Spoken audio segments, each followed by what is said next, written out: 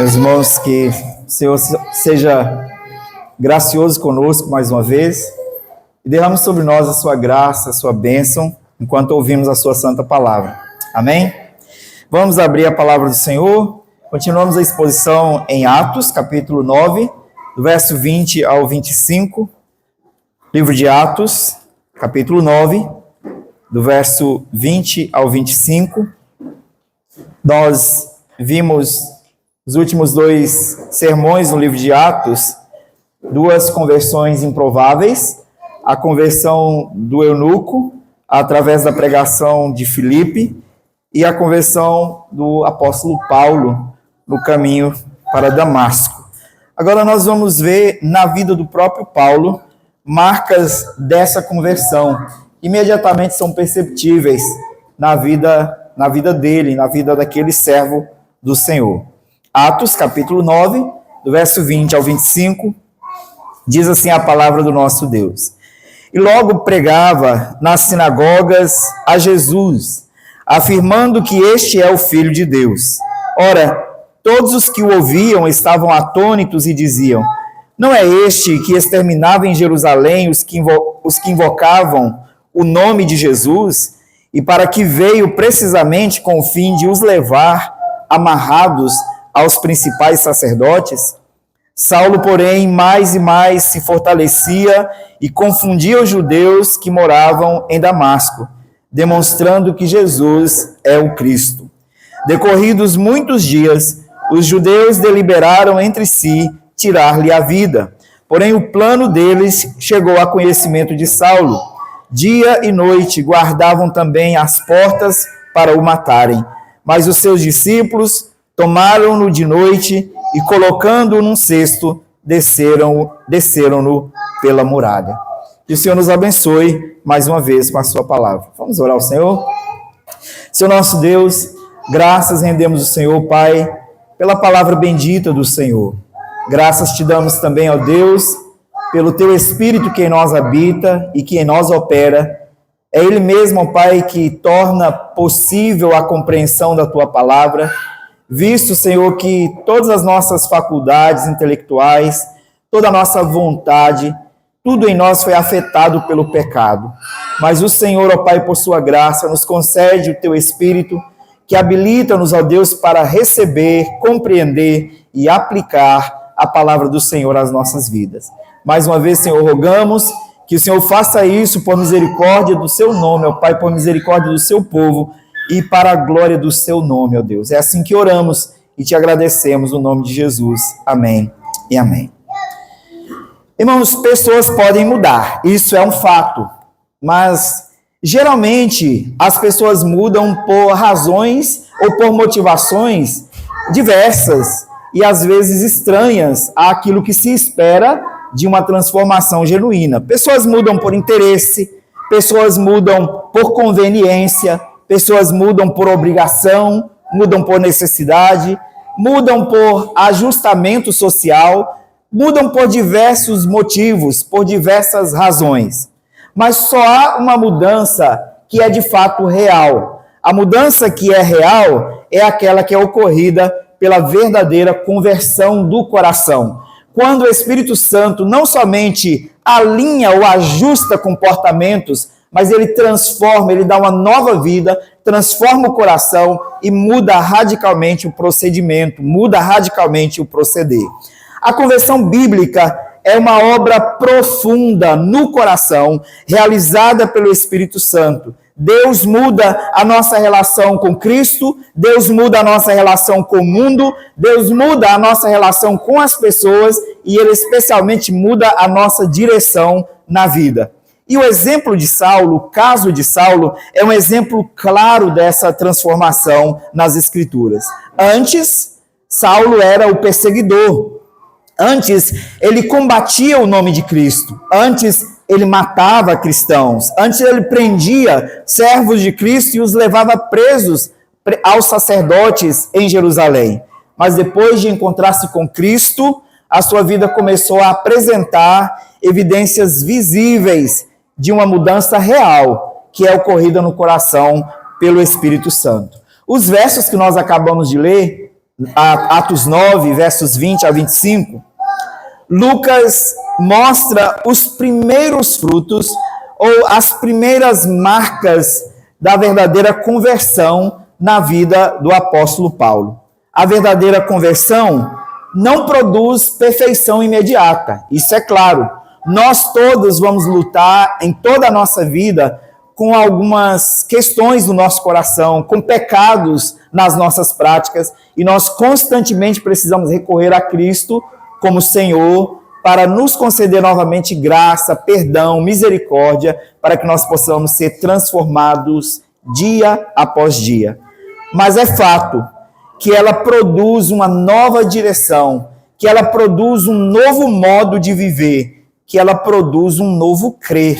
Isso é claro na vida do apóstolo Paulo aqui na sua conversão.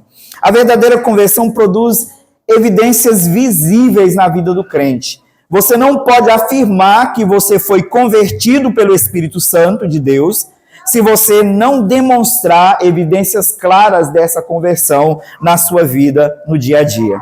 Nesse texto, nós vemos pelo menos 3 áreas em que a vida de Saulo foi profundamente transformada, foi profundamente impactada. Uma diretamente à sua própria vida, uma transformação direta na sua própria vida. Outra na sua fé, no seu crer, no seu modo de crer, e outra nos seus relacionamentos com o mundo e com os servos de Cristo. Então, olhemos para o texto e vejamos quais são essas transformações, quais são essas evidências observadas na vida do apóstolo Paulo e que são evidências observáveis na vida de cada crente que foi, de fato, transformado pelo poder de Cristo Jesus.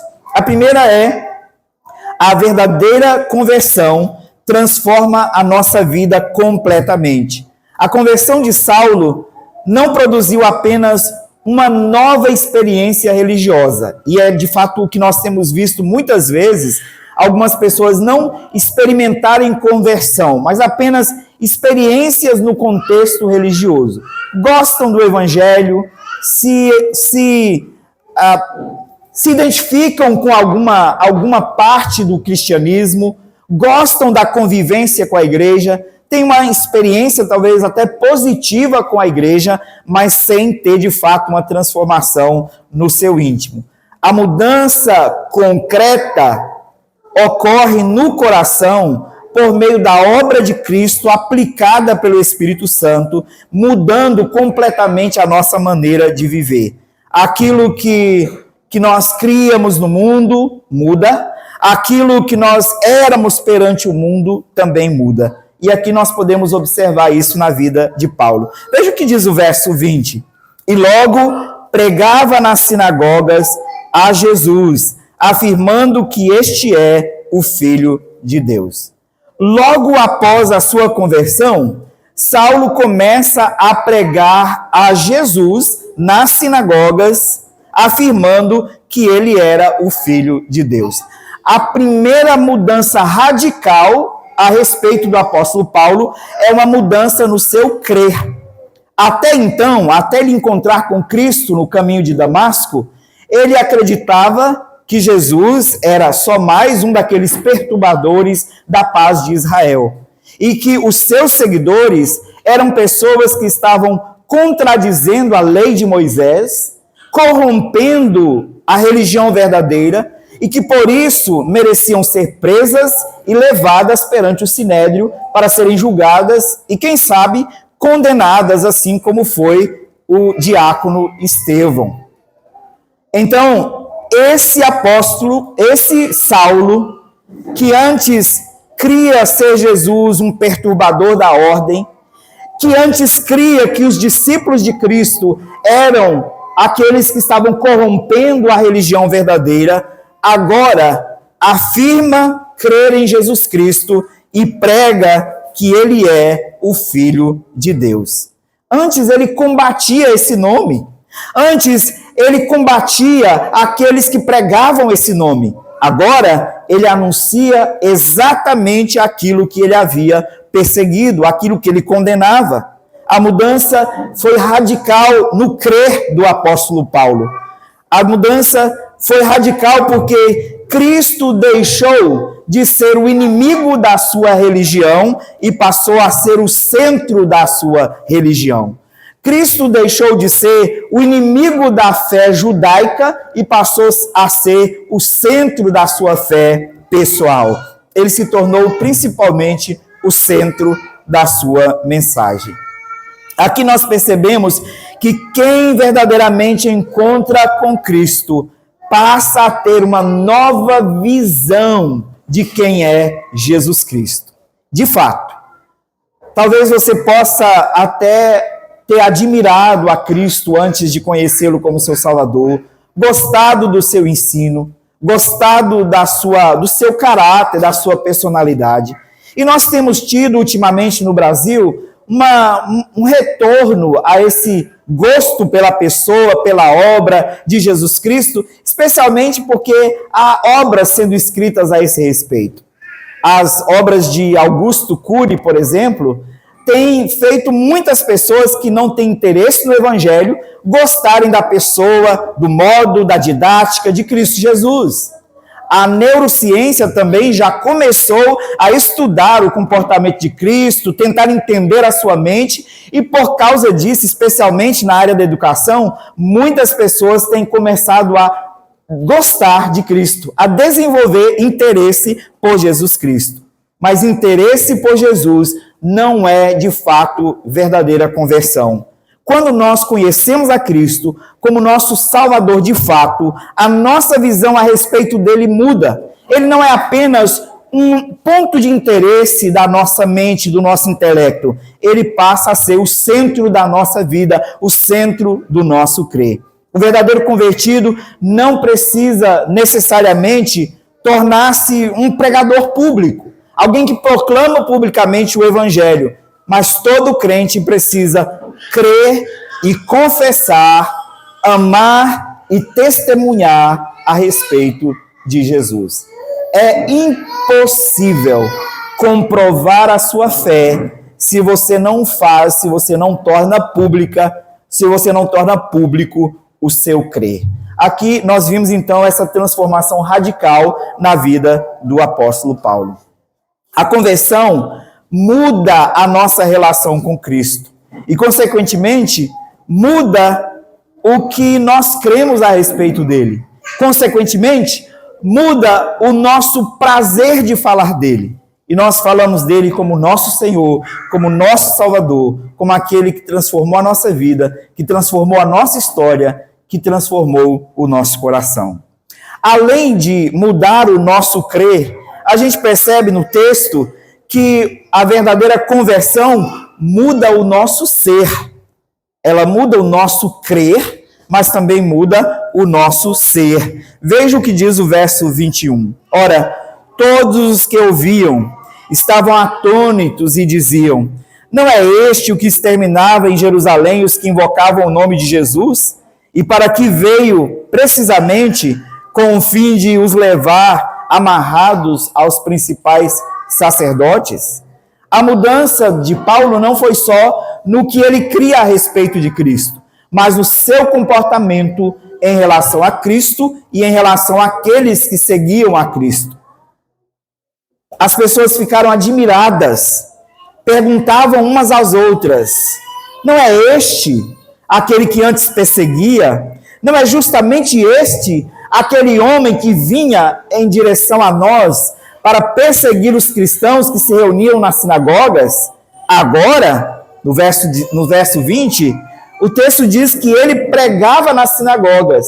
As sinagogas onde ele iria perseguir cristãos, agora ele estava presente nelas para pregar a respeito de Jesus.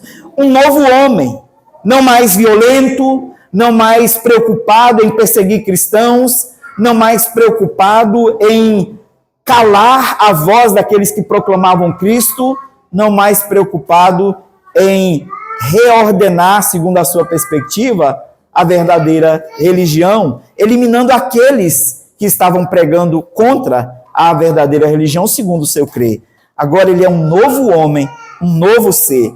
Havia um contraste evidente, muito claro, entre o Saulo de antes e o Saulo de agora.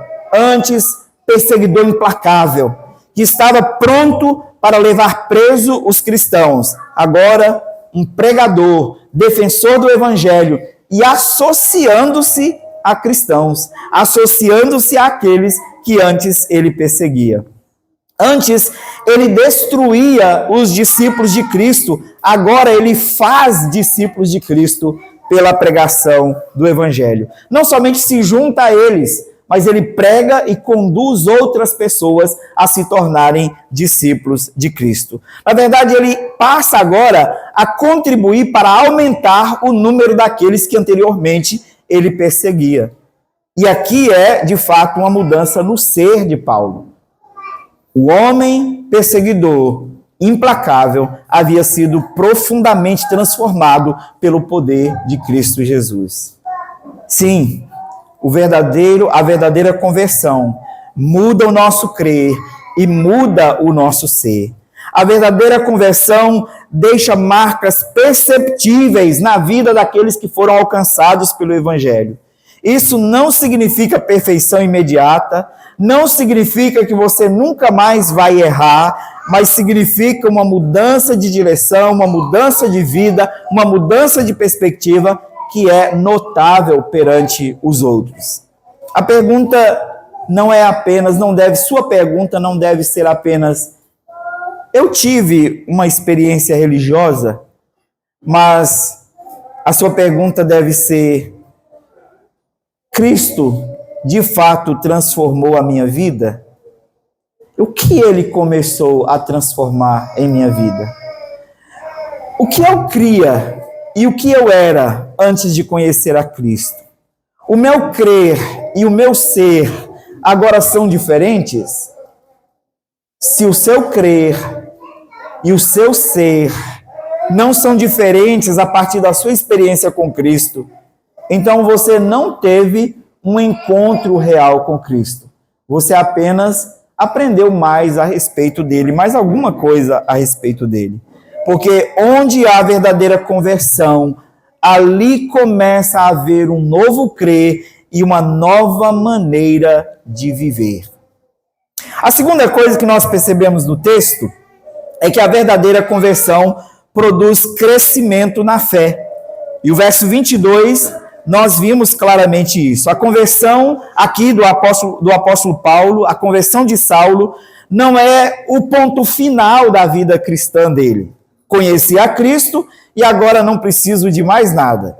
Não, aqui é o começo da caminhada do apóstolo Paulo. Nós vimos isso na sua vida. Quando Cristo o conduz à salvação por meio da conversão, Cristo também o conduz a um processo de transformação, de fortalecimento da fé, de fortalecimento espiritual e de aperfeiçoamento da sua vida e das suas convicções. Por isso, a gente percebe claramente o que aconteceu com o apóstolo Paulo. A sua conversão produziu um crescimento espiritual real. Veja o que diz o verso 22. Saulo, porém, mais e mais se fortalecia e confundia os judeus que moravam em Damasco, demonstrando que Jesus é o Cristo. O texto afirma que Paulo se fortalecia cada vez mais. A ideia é de uma crescente, de um crescimento contínuo na fé. Ele não permaneceu no mesmo estágio inicial de sua experiência com Cristo. Na verdade, a própria experiência de estar cego e voltar a ver pode ser uma ilustração de como a luz foi abrindo perante os seus olhos foram cada vez mais sendo iluminados e ele conseguiu ver a luz e a glória do Senhor à medida que ele crescia. Paulo, naquele momento em que Ananias ora por ele, e que Ananias, orando por ele, pede a Deus que recobre a visão, e ele então volta a ver e é batizado, naquele momento ele inicia uma caminhada de crescimento na presença do Senhor. Bem, a sua compreensão crescia, a sua convicção aumentava, a sua capacidade de demonstrar que Jesus era o Cristo se tornava mais evidente, e assim Paulo crescia a ponto de confundir os judeus que o ouviam. A conversão é o início da caminhada cristã, não o ponto final. O verdadeiro crente, ele deseja crescer e ele almeja crescer. Ele almeja crescer no conhecimento de Cristo, almeja crescer na compreensão das Escrituras, almeja crescer na fé, na santidade, no temor do Senhor e na capacidade de proclamar a Cristo, de divulgar o nome do Senhor, de tornar conhecido o Senhor e a sua salvação. Quem verdadeiramente nasce de novo em Cristo Jesus deve também crescer em Cristo Jesus. Uma ilustração muito clara dessa experiência da conversão e do crescimento é o nascimento de um bebê. Seria estranho se o seu bebê nascesse e continuasse com o mesmo tamanho, com a mesma maturidade intelectual, com as mesmas características de bebê por toda a vida. Os bebês nascem e a cada mês você percebe mudanças. Os bebês nascem, às vezes com o pescoço mole, não consegue firmar direito, mas daqui a alguns dias ele começa a ficar mais firme, mais durinho, daqui a pouco ele já consegue ficar sentado, daqui a um tempo começa a engatinhar, de repente ele se levanta numa cadeira e logo você, sem perceber, o vê saindo, movendo, dando um passo do lugar onde ele estava, e aí você já começa aquela expectativa de vê-lo caminhar. Ele começa a caminhar, começa a desenvolver-se, deixa de fazer bagunça na hora de comer, consegue ter mais autonomia, come sozinho, consegue daqui a pouco, já estar maiorzinho, tomar banho, mesmo que seja um banho mal tomado, mas ele já consegue tomar banho sozinho. Daqui uns dias ele já consegue tomar banho bem tomado. É o natural. Nascimento e crescimento. Assim também é na vida cristã. Por isso nós somos exortados a não sermos como crianças espirituais, a crescermos na fé e a desenvolvermos a nossa salvação, a nossa santificação. Uma fé madura não vive apenas do sentimento e da experiência primeira, naquele momento em que você encontrou a Cristo. Uma fé madura não vive só olhando para trás, ela olha especialmente para frente, com o desejo de ser cada vez mais parecido com Cristo Jesus. O verdadeiro convertido precisa aprofundar as suas convicções na palavra de Deus e as suas convicções a respeito de quem é Cristo Jesus. Não basta dizer, eu senti algo, eu tive uma experiência, mas precisa saber quem é Jesus, o que ele fez por mim, o que ele continua a fazer por mim, porque eu creio nele e porque eu devo desejar ser parecido com ele. A verdadeira conversão conduz o crente a uma experiência com Cristo para uma crescente compreensão da sua vontade, do seu querer, da sua vida crescendo dentro do seu coração, ao ponto de você se tornar cada vez mais parecido com o próprio Senhor Jesus. O fruto do Espírito Santo crescendo no seu ser. Paulo crescia desse modo, e ele crescia e o seu crescimento era visível no modo como ele pregava, ao ponto de confundir os judeus, ao ponto de confundir aqueles que ouviam, quando ele demonstrava pela sua pregação que Jesus Cristo, aquele que antes ele desprezava e condenava, era para ele agora o Filho de Deus, o Cristo de Deus, aquele que veio para salvar pecadores. A verdadeira conversão faz isso. Ela muda a nossa vida de tal forma que muda o nosso ser e o nosso crer. Ela muda a nossa vida produzindo crescimento espiritual, mas ela também muda a nossa vida produzindo convicção real.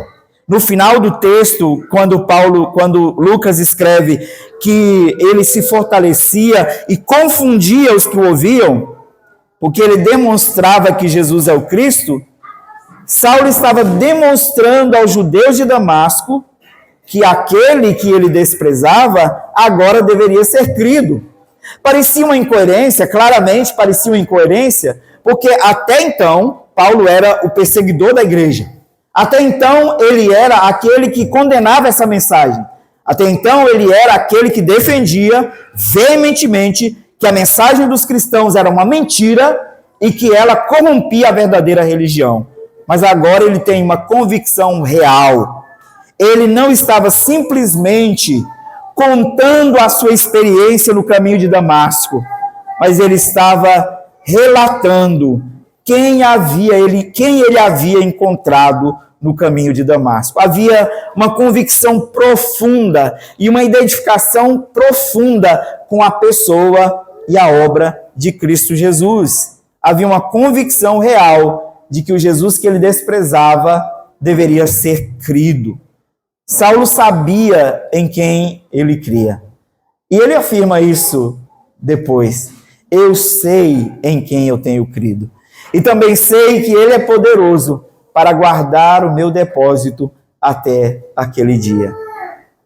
Uma fé madura vai conduzir o verdadeiro crente não somente ao crescimento espiritual, mas ao crescimento na sua convicção de que Cristo, de fato, é tudo o que ele precisa.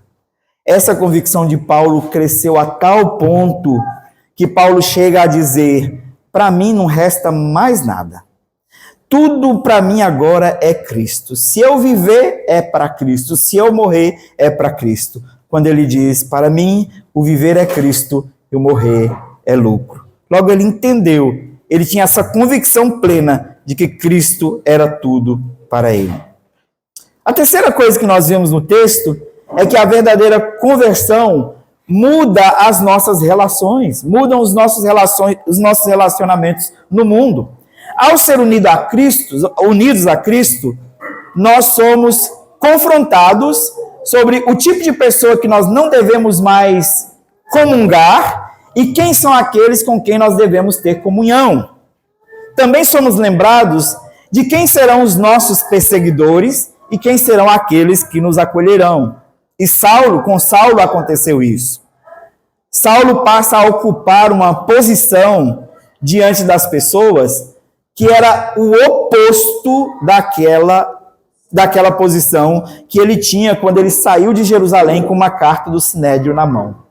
Ele saiu ao lado dos perseguidores, em direção dos crentes em Jesus Cristo, para persegui-los, para levá-los presos.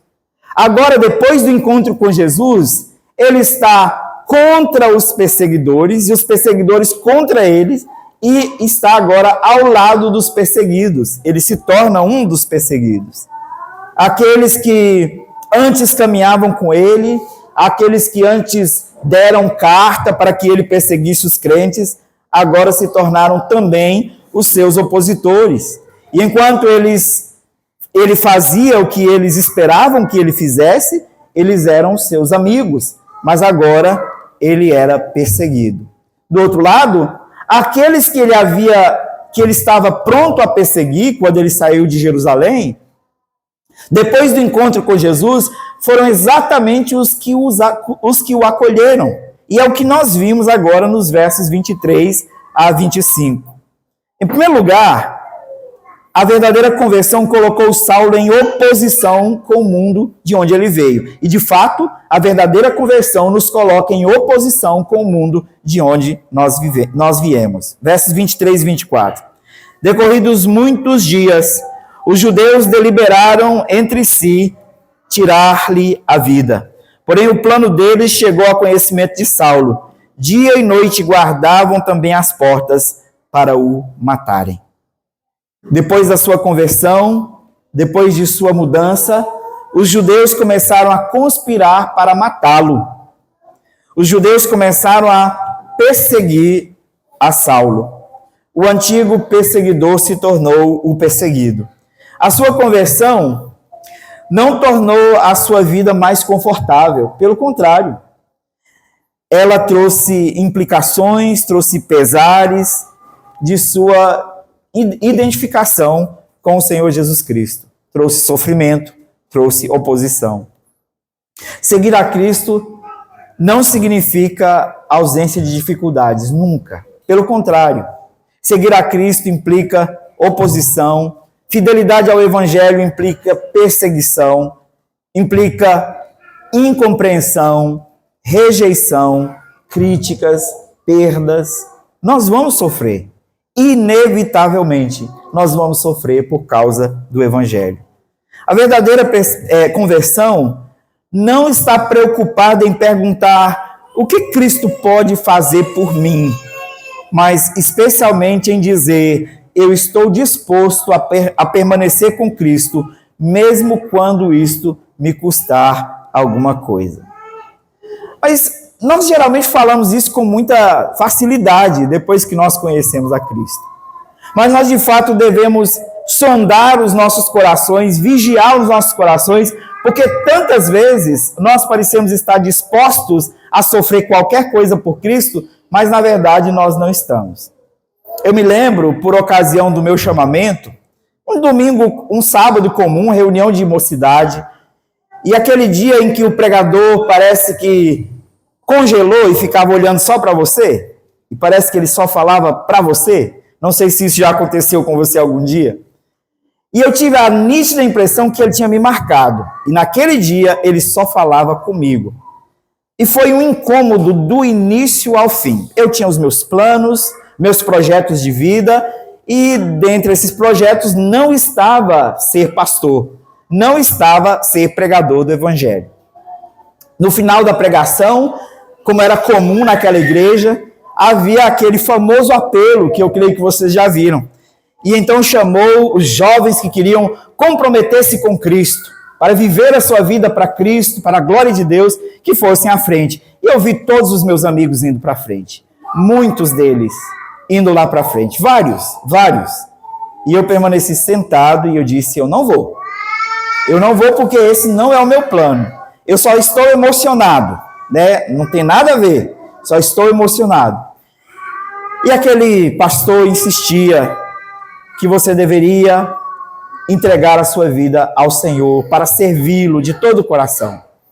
E eu me lembro que o que aconteceu naquele dia foi que as músicas que nós cantamos durante o louvor ficava passando, rebobinando na minha mente. E me lembrando de que eu havia dito nas canções que eu queria viver para Cristo, que eu dava a minha vida, que eu abria mão dos meus sonhos, que eu abria mão de meus planos por causa do Senhor, que eu abria mão de coisas por causa dele, que eu viveria para a glória dele. E naquele momento eu tive uma crise, porque de fato eu percebi que eu não estava tão coerente, que eu não era tão coerente com aquilo que eu afirmava, e que eu estava disposto a viver para Cristo, sabendo que eu ia sofrer por causa dele. Bem, eu disse: tá bom, já entendi, eu vou lá. E então, ele faz uma segunda coisa que eu detesto, que é mandar repetir oração. Mas aquilo foi um teste tão grande para o meu coração em relação a isso, porque quando ele orou, ele disse para nós repetirmos, e a oração foi exatamente essa: Senhor, o final da oração, Senhor, eu quero te servir, seja onde for, seja como for, seja quando for. E eu disse tudo isso, e ele terminou com a afirmação: custe-me o que me custar. Eu disse: isso eu não falo. Isso eu não falo. Porque de fato nós não estamos dispostos a sofrer tudo o que for necessário por causa do Evangelho. O apóstolo Paulo havia acabado de ter o seu encontro com Cristo, pouco tempo de experiência cristã. Os seus companheiros se voltaram contra ele, mas ele decide permanecer, porque a verdadeira convicção, a verdadeira conversão nos leva a permanecer do lado de Cristo, mesmo que isso nos custe tudo. E o apóstolo Paulo permaneceu firme. O verdadeiro discípulo permanece com Cristo não apenas quando é conveniente, mas ele permanece quando há um preço alto a pagar. E havia um preço a pagar por ter renegado o seu mundo, a sua fé, e agora abraçado a fé daqueles que ele perseguia. Mas veja que curioso, porque ao mesmo tempo que ele sai daquele lado, ele vai para o outro lado, dos perseguidos. E aí nós vimos que a verdadeira fé, a verdadeira conversão, também nos une a uma nova família. Quando a sua vida estava ameaçada, quando Paulo estava sob risco de morte, foram os discípulos que ele perseguia que o ajudaram. Eles o colocaram em um cesto e desceram ele pela muralha durante a noite para que ele pudesse fugir. Dali ele fugiu para a Arábia para proteger a sua vida e continuar o seu ministério. Você se lembra das palavras que Jesus disse a ele através de Ananias, nos versos 15 e 16? Vai lá, porque aquele homem é um instrumento para mim, e eu vou mostrar para ele o quanto importa sofrer pelo meu nome. E agora Jesus estava fazendo exatamente isso, já no início do seu ministério. Veja o versículo 25. Mas os seus discípulos tomaram-no de noite e, colocando-o num cesto, desceram-no pela muralha. Os discípulos de Jesus o colocaram num cesto e o livraram. Observe aqui a beleza da transformação da realidade. Aqueles que anteriormente poderiam fugir com medo de Saulo, poderiam fugir com medo de serem mortos, perseguidos por causa da ordem que ele tinha do Sinédrio, agora estavam arriscando as suas vidas para salvar o perseguidor, porque ele havia mudado de lado, porque ele havia sido alcançado pelo Senhor. O perseguidor se tornou nosso irmão. Era essa a mensagem clara para aqueles irmãos. E, de fato, a conversão verdadeira une pessoas improváveis, une pessoas terríveis à família de Cristo e as transforma em irmãos. Ela nos une ao povo de Cristo. A vida cristã não foi planejada, não foi desenhada por Deus para viver sozinho, para viver de forma solitária. Nós fomos chamados para viver unidos, para vivermos juntos. Nós precisamos de irmãos que nos apoiem. Nós precisamos de irmãos que orem por nós, irmãos que nos aconselhem, que nos protejam, que caminhem conosco e que nos livrem de enrascadas. E aqueles irmãos livraram Paulo. Aqueles irmãos arriscaram a vida e livraram Saulo. Porque quem é recebido por Cristo também é recebido pela igreja. Quem é recebido por Cristo também é recebido pela família de Cristo e se torna um em Cristo Jesus. Aqui a gente vê então claramente as marcas da verdadeira conversão na vida do apóstolo Paulo. Uma mudança no seu crer, uma mudança no seu ser, uma transformação ou um crescimento real na vida cristã, uma mudança de convicção ou uma convicção real de quem era Cristo, também uma certeza de que haveria perseguição, oposição por causa do Evangelho, mas também a certeza de que haverá acolhimento, de que haverá comunhão, fraternidade por causa da família de Cristo. Aqui estão as marcas da verdadeira conversão. Em Atos, nesses versos de Atos, nós olhamos a conversão de Paulo e vimos claramente os frutos que foram produzidos pela obra do Espírito Santo na vida do apóstolo Paulo. Nós vimos ele agora com uma nova mensagem. Não mais uma carta na mão, escrito, dando autorização para que ele perseguisse cristãos. Mas agora ele mesmo escreve em outro momento dizendo que ele é carta viva, que nós somos cartas vivas, escritas por Deus para anunciar Cristo Jesus. Agora ele anuncia Cristo. Paulo tem também uma nova vida. E as pessoas perceberam a transformação que Cristo efetuou na sua vida. Também um novo crescimento. Ele se fortalecia na fé cristã.